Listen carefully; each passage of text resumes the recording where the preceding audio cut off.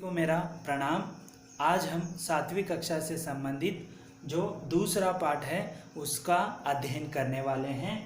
तो दूसरा पाठ का शीर्षक है अध्यापक और विद्यार्थी। इस पाठ में अध्यापक और विद्यार्थी के बीच प्रश्नोत्तर चलता है। सरल वाक्यों में चलने वाला यह सवाल जवाब कुशल संवाद का एक नमूना है। यहाँ पर हम इस अध्याय को पढ़ने से पहले संवाद का महत्व क्या है उसे देखेंगे। साहित्य की लगभग सभी विधाओं में संवाद का स्थान अत्यंत महत्वपूर्ण है। जितने भी साहित्य में विधा आते हैं, नाटक हो एकांकी हो, उसमें अत्यंत महत्वपूर्ण संवाद को समझा गया है। संवाद दो या दो से अधिक व्यक्तियों के मध्य होने वाली बातचीत अथवा वार्तालाप का नाम है। यानी यहाँ पर दो या दो से अधिक व्यक्तियों के बीच जो वार्तालाप होता है उसे संवाद कहते हैं। वक्ता अपने मनोभावों को यानी अपने भावनाओं को श्रोता यानी सुनने वाला, श्रोता के सम्मुख प्रकट करता है। यानी वक्ता जो बोलने वाला अपने भावनाओं को श्रोता के सुनने वाले के सम्मुख प्रकट करता है और श्रोता उसे सुनकर अपनी प्रतिक्रिया व्यक्त करता है। यानी श्रोता यानी सुनने वाला उन सबको सुनकर अपनी प्रतिक्रिया देता है। जैसे आपको एक उदाहरण बताऊंगा। जैसे एक व्यक्ति आपके सम्मुख आया, आप कैसे हो, ऐसे कहने पर आप उसे सुनकर प्रतिक्रिया में कहते हैं कि मैं ठीक हूँ। इस प्रकार संवाद का क्रम चलता है। तो आप अभी जो है संवाद का महत्व सुना। तो यहाँ पर भी सरल वाक्यों में जो है संवाद को आप देख सकते हैं। आप यहाँ चित्र में देख सकते हैं कि जो अध्यापक है और विद्यार्थी गण हैं जो सरल रूप से वार्तालाप यानी यहाँ पर दोनों के बीच संवाद चल रहा है। तो अब हम इसका जो संवाद किस प्रकार होता है उसे हम अब देखेंगे। तो देखिए यहाँ पर संवाद किस प्रकार है। तो देखिए यहाँ पर विद्यार्थीगण और अध्यापक के बीच में सरल यहाँ पर प्रश्नोत्तरी भी कह लीजिए और छोटा सा संवाद भी हो रहा है। तो पहले विद्यार्थी नमस्ते गुरुजी, आदर पूर्वक उनको नमस्ते कह रहे हैं। अध्यापक नमस्कार, तुम्हारा नाम क्या है? विद्यार्थियों से पूछते हैं। विद्यार्थी मेरा नाम रमेश है। तो यहाँ पर एक जो विद्यार्थी का नाम है रमेश है। यह मेरी बहन है। यानी वहाँ पर खड़ी हुई जो लड़की है वह उसकी रमेश की बहन है। अध्यापक रमेश तुम्हारी बहन का नाम क्या है? तो अध्यापक फिर से सवाल पूछते हैं, तुम्हारी बहन का नाम क्या है? रमेश मेरी बहन का नाम राधा है। तो रमेश कहता है कि मेरी बहन का नाम राधा है। तो अध्यापक कहते हैं राधा तुम कहाँ पढ़ती हो?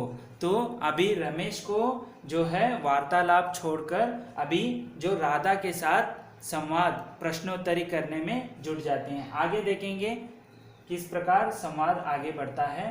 राधा कहती है, यानी अध्यापक उनसे पूछे हैं कि आप क्या तुम कहाँ पढ़ती हो? तो राधा कहती है मैं सरकारी स्कूल में पढ़ती हूँ। तो राधा सरकारी स्कूल में पढ़ती है। वहाँ पर 3 विद्यार्थियों को आपने देखा, एक का नाम रमेश है, उसकी बहन का नाम राधा है और तीसरा जो लड़का है उसका नाम आगे आएगा। तो राधा कहती है मैं सरकारी स्कूल में पढ़ती हूँ। अध्यापक यह तुम्हारा भाई है क्या रमेश? तो फिर से रमेश से पूछते हैं कि और एक लड़के को दिखाते हुए, ये तुम्हारा भाई है क्या रमेश? तो रमेश कहता है हाँ, ये मेरे बड़े भाई हैं। तो आपको इस संवाद में समझना है कि 3 विद्यार्थी हैं। एक जो है रमेश है, उसकी बहन राधा है, और जो रमेश का बड़ा भाई है वो तीसरा लड़का है। अध्यापक, क्या नाम है इसका? रमेश कहता है इनका नाम सुहास है। इनका नाम क्या है? सुहास है। तो आपको पता होना चाहिए ये 3 विद्यार्थी जो हैं, एक रमेश है, उसका बड़ा भाई सुहास है, और उसकी बहन का नाम राधा है। अध्यापक, तुम्हारे पिताजी क्या काम करते हैं? तो रमेश से और एक बार सवाल पूछते हैं कि तुम्हारे पिताजी क्या काम करते हैं? तो रमेश कहता है मेरे पिताजी वकील हैं। तो रमेश यानी तीनों के जो विद्यार्थियों के पिताजी क्या क्या काम करते हैं? वो वकील हैं। अध्यापक, क्या वे इसी शहर में रहते हैं? तो फिर से सवाल पूछते हैं, क्या वे इसी शहर में रहते हैं? रमेश, जी हाँ, वे इसी शहर में रहते हैं। गुरुजी, क्या मैं आपका नाम जान सकता हूँ? तो रमेश इतना वार्तालाप होने के बाद, संवाद होने के बाद, गुरुजी का नाम पूछता है। अध्यापक, हाँ अवश्य, मेरा नाम पवन कुमार है। रमेश, तुम्हारा घर कहाँ है? तो अध्यापक का यहाँ पर आपको समझना है, अध्यापक का नाम क्या है? पवन कुमार है। और अध्यापक आगे पूछते हैं कि रमेश, तुम्हारा घर कहाँ है? तो रमेश कहते हैं हमारा घर विजयनगर में है। तो आपको इतना ध्यान देना है, तीनों का नाम है सुहास, रमेश और राधा। वे कहाँ उनके पिताजी क्या करते हैं?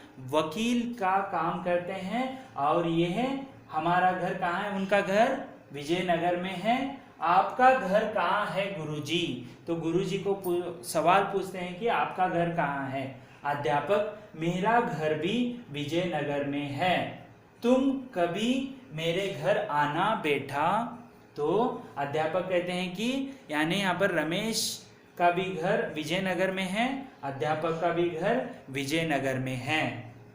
तो उसे आने के लिए कहते हैं। रमेश, हाँ गुरुजी, जरूर आऊँगा। तो वो भी उनको बताते हैं कि मैं जरूर आऊँगा। अध्यापक, अच्छा चलो, देर हो रही है। तो अभी यहाँ पर उनको देर हो रही है तो जाने के लिए तैयार हैं। रमेश, धन्यवाद गुरुजी, नमस्ते। इस तरह यहाँ पर जो संवाद है समाप्त होता है। छोटा सा सरल प्रश्नोत्तरी और विद्यार्थी और अध्यापक के बीच में जो चला हुआ संवाद था, सरल वाक्यों में आपको समझ आए, इसलिए सरल वाक्यों में है। और संवाद में आपको यहाँ पर समझ लेना है कि जो विद्यार्थी और अध्यापक हैं, 3 जो विद्यार्थी हैं उसमें जो रमेश है उसका बड़ा भाई है सुहास, और उसकी बहन है राधा, और जो उनके पिताजी क्या काम करते हैं? वकील का काम करते हैं। अध्यापक का नाम क्या है आपको इसमें ध्यान देना है? पवन कुमार है। और रमेश हो या अध्यापक हो, ये दोनों ही विजयनगर में रहते हैं। यहाँ पर इस प्रकार ये संवाद खत्म होता है। अब हम आगे इसके अभ्यास भाग को देखेंगे। तो अभ्यास भाग इस प्रकार है, सोचो और बताओ। तो पहला जो प्रश्न है, रमेश की बहन का नाम क्या है? तो आप सोचिए थोड़ा। रमेश, हम वार्तालाप यहाँ संवाद में हम देखे हैं कि रमेश और उनकी बहन भी है और बड़े भाई भी हैं। तो आपको इसका उत्तर इस प्रकार लिखना है, रमेश की बहन का नाम राधा है। इस प्रकार आपको उत्तर लिखना है। दूसरा जो प्रश्न है, अध्यापक का नाम क्या है? यहाँ पर अध्यापक का नाम मैंने पहले ही इस संवाद में जिक्र किया है, तो इसका उत्तर इस प्रकार लिखना है कि अध्यापक का नाम पवन कुमार है। तो तीसरा प्रश्न है, रमेश का घर कहाँ है? यानी मैं पहले ही इस अध्याय में आपने अध्ययन किया है कि जो विद्यार्थी हो या अध्यापक हो उनका घर एक ही स्थल पर है। तो रमेश का उत्तर जो है इस प्रकार लिखना है, रमेश का घर विजयनगर में है। दूसरा जो है उत्तर लिखो। तो पहला प्रश्न है, राधा कहाँ पढ़ती है? तो आपको पता है राधा कहाँ पढ़ती है, जो अध्यापक पूछे थे। तो इसका उत्तर इस प्रकार होगा, राधा सरकारी स्कूल में पढ़ती है। तो आपको उत्तर लिखना होगा, राधा सरकारी स्कूल में पढ़ती है। तो दूसरा जो प्रश्न है इस प्रकार है, रमेश के बड़े भाई का नाम क्या है? तो रमेश के बड़े भाई का नाम क्या है, यह हमने आप सभी को पता है, पाठ का अध्ययन किया है। तो इसका उत्तर इस प्रकार होगा, रमेश के बड़े भाई का नाम क्या है? सुहास है। तो उत्तर ऐसे लिखना है, रमेश के बड़े भाई का नाम सुहास है। तो तीसरा प्रश्न है, अध्यापक का घर कहाँ है? यहाँ पर रमेश का पूछा था, यहाँ पर अध्यापक का पूछा है। तो उसका उत्तर इस प्रकार होगा, अध्यापक का घर विजयनगर में है। ठीक है। तो अब हम चौथा जो प्रश्न है उसकी ओर देखेंगे, रमेश के पिताजी क्या काम करते हैं? तो रमेश के पिताजी का मैंने इस अध्याय में आप सभी ने पढ़ा है, उनका काम क्या है रमेश के पिताजी का? तो उत्तर इस प्रकार होगा, रमेश के पिताजी वकील का काम करते हैं। आपको लिखना होगा, रमेश के पिताजी वकील का काम करते हैं। उसके बाद तीसरा सूचना है, पढ़ो, समझो और लिखो। यहाँ पर जो नमूना दिया है, अध्यापक और अध्यापिका। तो यहाँ पर आप देख सकते हैं कि लिंग के जो हैं दो प्रकार हैं, एक पुल्लिंग और स्त्रीलिंग। जो यहाँ पर आप देख सकते हैं, ये सभी जो शब्द हैं पुल्लिंग हैं और ये क्या हैं? स्त्रीलिंग हैं। तो अध्यापक का स्त्रीलिंग रूप होता है अध्यापिका। उसी प्रकार बालक का जो है स्त्रीलिंग रूप बालिका होता है। बहन का स्त्रीलिंग रूप क्या होता है? नहीं, यहाँ पर गलती के लिए थोड़ा क्षमा मांगता हूँ। यहाँ पर बहन जो है स्त्रीलिंग है, भाई जो है पुल्लिंग रूप है। माता इसका पुल्लिंग रूप है पिता। मोर यह पुल्लिंग है, इसका स्त्रीलिंग रूप है मोरनी। यहाँ पर इसके मैंने लिंग का जो है आपको पिछले जो छठी कक्षा में पूरा समग्र अध्ययन किया है, उसे एक बार आप देख लीजिए। उसी प्रकार अब हम चौथे नमूना यानी विषय की ओर जाएंगे। यहाँ पर क्षमा चाहता हूँ। तो चौथा सूचना है, जोड़कर लिखो।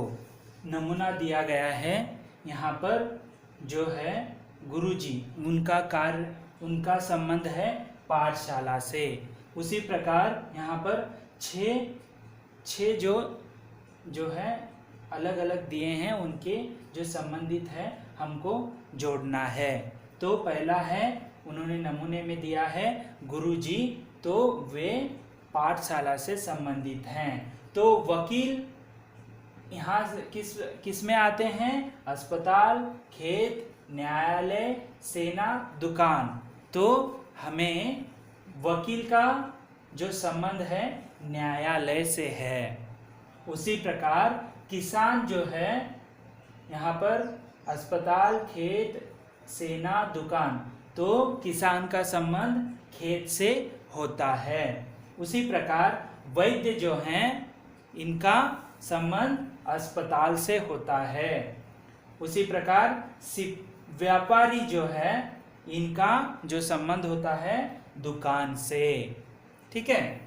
उसी प्रकार सिपाही जो है इनका संबंध जो है सेना से जुड़े होते हैं। इस प्रकार हमने जो है जोड़कर लिखो, इससे जो संबंध है उसे देखा। आगे क्या है देखेंगे। तो यहाँ पर आपको पांचवा है, सही वाक्यों के आगे जो है सही चिन्ह लगाना है और जो है निशान, और गलत वाक्यों के आगे जो है ये वाला निशान लगाना है। तो अभी जो संवाद में हमने देखा वो आपने भी अध्ययन किया है। यहाँ पर सही जो गलत वाक्य हैं उसे आज हम देखेंगे। गुरुजी का घर विजयनगर में है, तो गुरुजी का घर और रमेश का घर भी विजयनगर में है, तो ये क्या होगा, सही वाक्य होगा। हमें यहाँ पर सही चिन्ह को लगाना है। दूसरा है, रमेश के पिताजी अध्यापक हैं। रमेश के पिताजी अध्यापक हैं, तो आपको संवाद में आपने देखा है कि रमेश के पिताजी क्या हैं, वकील हैं। तो यह जो वाक्य है यह गलत है, तो गलत का चिन्ह लगाना है। तीसरा वाक्य है, सुहास रमेश का छोटा भाई है।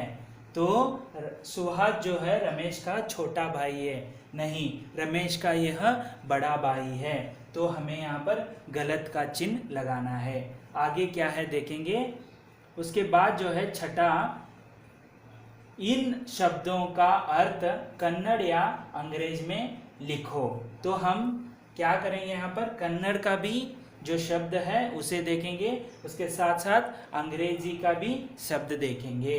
अध्यापक यह कन्नड़ में शिक्षक कहते हैं, अंग्रेजी में टीचर कहते हैं। उसी प्रकार भाई जो है कन्नड़ में अन्ना कहते हैं और अंग्रेजी में ब्रदर कहते हैं। बहन जो है कन्नड़ में अक्का कहते हैं और अंग्रेजी में सिस्टर कहते हैं। घर, इसका कन्नड़ शब्द होता है मने और अंग्रेजी में हाउस भी कहते हैं, होम भी कहते हैं। उसी प्रकार काम यानी कन्नड़ शब्द होता है केलस और अंग्रेजी में वर्क कहते हैं। वकील जो है कन्नड़ में जो है वही शब्द है, वकील ही कहते हैं, अंग्रेजी में इसे लॉयर कहते हैं। तो इसके बाद अन्य लिंग रूप लिखो, यानी लिंग जो है दो प्रकार के होते हैं, पुल्लिंग और स्त्रीलिंग। यहाँ पर कुछ स्त्रीलिंग या पुल्लिंग शब्द दिए हैं, उसके स्त्रीलिंग या पुल्लिंग शब्द लिखने हैं। तो पहला है बहन, तो बहन का क्या होता है, भाई होता है। जो पिताजी का क्या होता है, माताजी होता है। और विद्यार्थी जो है यह स्त्रीलिंग या पुल्लिंग दोनों के लिए समान रूप से जो है प्रयोग होता है। विद्यार्थी का जो स्त्रीलिंग या पुल्लिंग रूप में समान होता है, इसीलिए विद्यार्थी का विद्यार्थी ही होता है। उसी प्रकार अध्यापक का जो स्त्रीलिंग रूप है अध्यापिका होता है। तो आगे देखेंगे हम। उसके बाद देखें यहाँ पर जो है अन्य वचन रूप लिखो, यानी छठी कक्षा में हमने वचन के दो रूप होते हैं देखा है, दो प्रकार होते हैं, एक वचन, दूसरा है बहुवचन। यहाँ पर जितने भी दिए गए हैं वह एक वचन के शब्द हैं, तो हमें बहुवचन में उसका प्रयोग करना है। घर का बहुवचन रूप होता है घरों, जो बिंदी लगाई जाती है ऊपर, घर का बहुवचन रूप घरों होता है। और पत्रिका का बहुवचन रूप पत्रिकाएं, ये जो है उसे लिखा जाता है पत्रिकाएं। और तीसरा जो है बच्चा का बहुवचन रूप बच्चे होता है। और आगे चौथा है शहर, शहर का बहुवचन रूप होता है शहरों। तो आपको हमने छठी कक्षा में वचन के संबंधित दोनों प्रकारों पर प्रकाश डाला है। बहुत सारे ऐसे एक वचन बहुवचन के शब्द मैंने लिखवाया है, उसे और एक बार देख लीजिए और जो है इन सबको आप अच्छे रूप से समझ लीजिए। और आगे है विलोम शब्द लिखो, यानी यहाँ पर जो कुछ विलोम शब्द दिए गए हैं उनके शब्द विलोम शब्द लिखना है। ठीक है, जो अंग्रेजी में अपोजिट वर्ड्स कहते हैं। तो पहला है बड़ा, बड़ा, बड़ा यानी उसका विलोम शब्द होगा छोटा। और दूसरा है अच्छा, अच्छा का विलोम शब्द होगा बुरा, अच्छा का विलोम शब्द होगा बुरा। और जो है सुख का विलोम शब्द होगा दुख। और चौथा जो है धूर का विलोम शब्द होगा पास। इस प्रकार यहाँ पर आप देख सकते हैं कि जो है जो दूसरा जो पाठ है विद्यार्थी और अध्यापक का समग्र अध्ययन करने के साथ साथ उसके साथ साथ अभ्यास भाग को भी हमने देख लिया। और आगे देखिए, इसके अलावा पाठ से आगे कुछ आपको यहाँ पर जो कार्य दिया गया है आप उसे गृह कार्य के रूप में लिख सकते हैं। जैसे अध्यापक और विद्यार्थी इसी प्रकार दूसरे विषयों के बारे में बातचीत करें। जैसे आपको अभी यहाँ पर विद्यार्थी और अध्यापक का दिया गया है, उसके अलावा ग्राहक और दुकानदार के बीच बातचीत के बारे में आप संवाद लिख सकते हैं। दूसरा है छात्र अपने सहपाठियों के साथ बातचीत, यानी छात्र अपने सहपाठी मित्र के साथ किस प्रकार वार्तालाप करता है एक विषय संबंधित, उसे लिखना है। ऊपर का जो पहला है ग्राहक और दुकानदार, दुकान में जो ग्राहक जाकर क्या क्या खरीदता है उसका संवाद लिखना है। इस प्रकार हम आज दूसरा जो 7वीं कक्षा से संबंधित दूसरा जो अध्याय है विद्यार्थी और अध्यापक, उसका समग्र अध्ययन के साथ साथ जो उसके पाठ संबंधित अभ्यास भाग का भी हमने अध्ययन किया। अगला जो पाठ के लिए हम अगले वीडियो में देखेंगे। तब तक के लिए धन्यवाद।